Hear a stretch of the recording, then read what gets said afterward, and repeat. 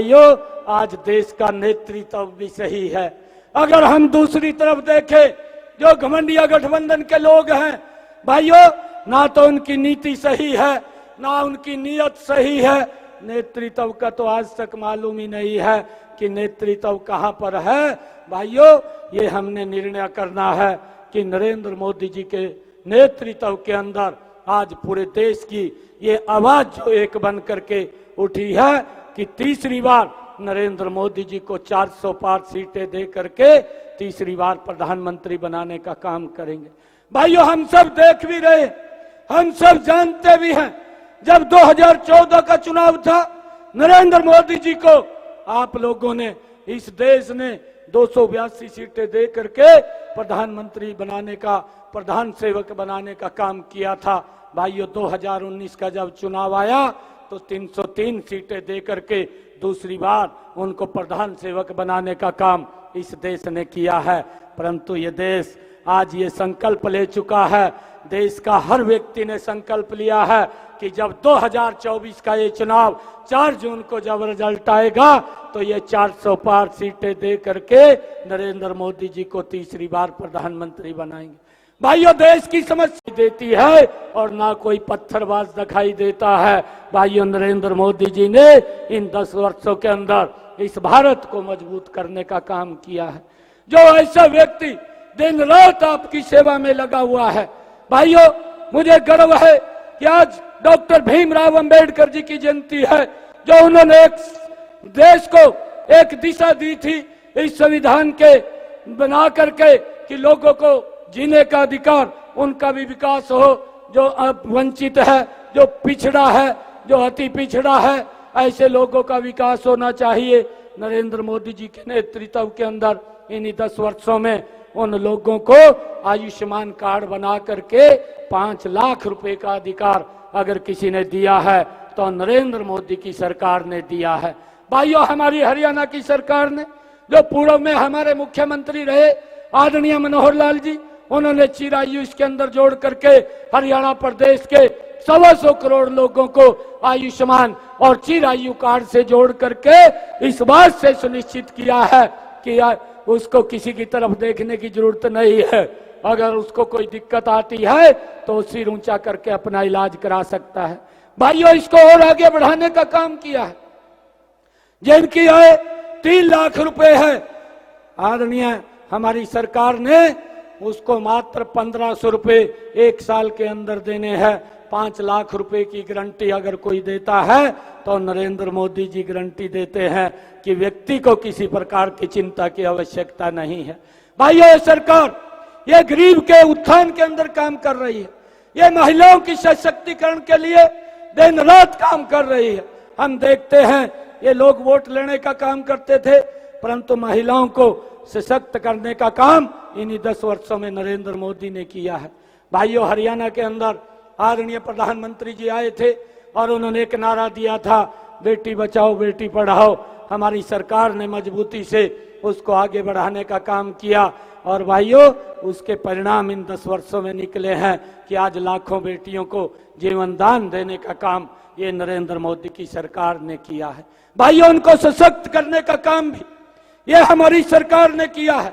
आज हमारी बेटियां कमीशन के अंदर, भाइयों, बॉर्डर के ऊपर हमारी रक्षा सुरक्षा के लिए दिन रात वहां पर खड़ी हैं। ये अगर आगे बढ़ाने का काम महिलाओं को किसी ने किया, ये नरेंद्र मोदी जी ने किया है। आज हमारी बेटियां राफेल जैसे जहाज को भी उड़ाने का साहस अगर कोई इन 10 वर्षों के अंदर रखती है तो नरेंद्र मोदी जी के नेतृत्व में रखती है।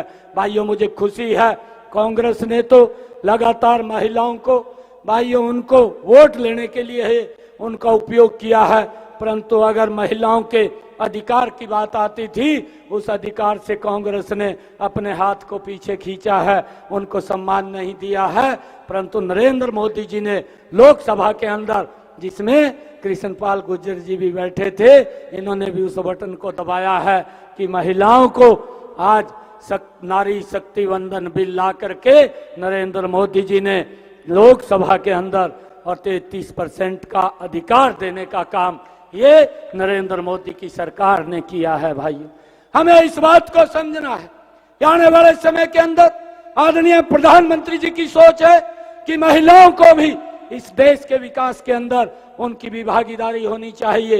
ये पहली बार है कि हमारी सरकार ने भाइयों महिलाओं को सम्मान देते हुए उनको आगे बढ़ाने का काम किया है। नरेंद्र मोदी जी ने इन्हीं 10 वर्षों में 1 करोड़ से ज्यादा लखपति दीदी बनाने का काम भी ये नरेंद्र मोदी की सरकार ने किया है। भाइयों जो हमारी बहनें हैं उनको सशक्त करने का काम इन्हीं 10 वर्षों के अंदर ये हमारी सरकार ने किया है। और आने वाले समय के अंदर आज आदरणीय प्रधानमंत्री जी ने भारतीय जनता पार्टी का संकल्प पत्र जारी किया है और उसके अंदर कहा है कि जो हम ये सुविधाएं दे रहे थे ये सुविधाएं तो जारी रहेंगी, परंतु इनकी गति को और तेज करने का काम, बहनों तक किसान तक पहुंचाने का काम ये हमारी सरकार आने वाले समय के अंदर करेगी।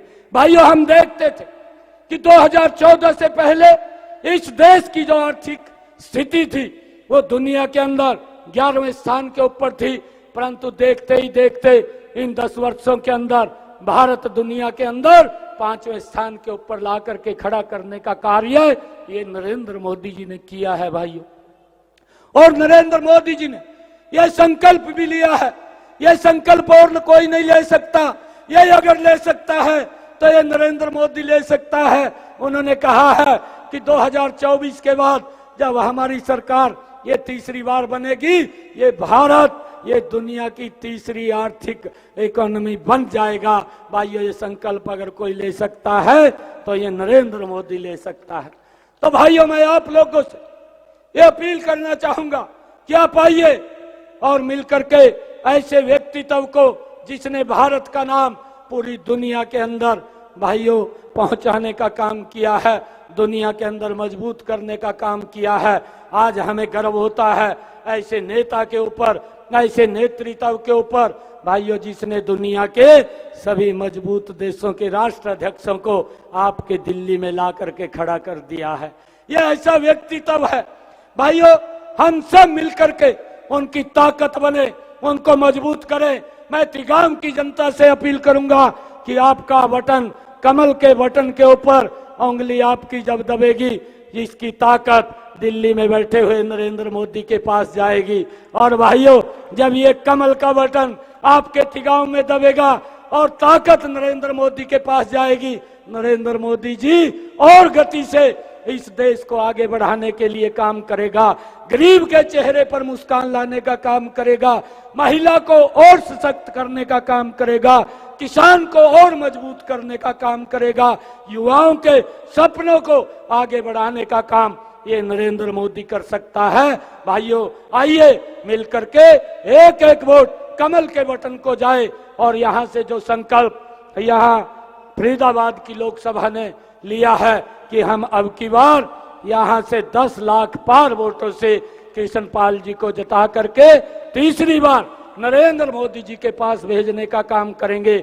और भाइयों हमने हरियाणा की 10 लोकसभा की सीटें कमल के फूल के ऊपर खिला करके तीसरी बार नरेंद्र मोदी जी को प्रधानमंत्री बनाने का काम करेंगे। आप सबका मैं बहुत बहुत धन्यवाद करता हूं। एक जोरदार जयकारे के साथ भारत माता के, भारत माता के, वंदे वंदे। तो तिगांव में आपको बता दें सीएम नायब सिंह सैनी को आप सुन रहे थे। उन्होंने एक बार फिर से 400 पार का नारा दिया है जो प्रधानमंत्री की तरफ से दिया गया है। उन्होंने कहा कि एक बार फिर से नरेंद्र मोदी को ही प्रधानमंत्री बनाना है। 10 सालों में बीजेपी सरकार की तरफ से देश का और प्रदेश का विकास किया गया। और साथ ही उन्होंने कहा कि प्रधानमंत्री की जो नीयत है वो साफ है, नियति भी पूरी तरह से पार्टी की साफ है।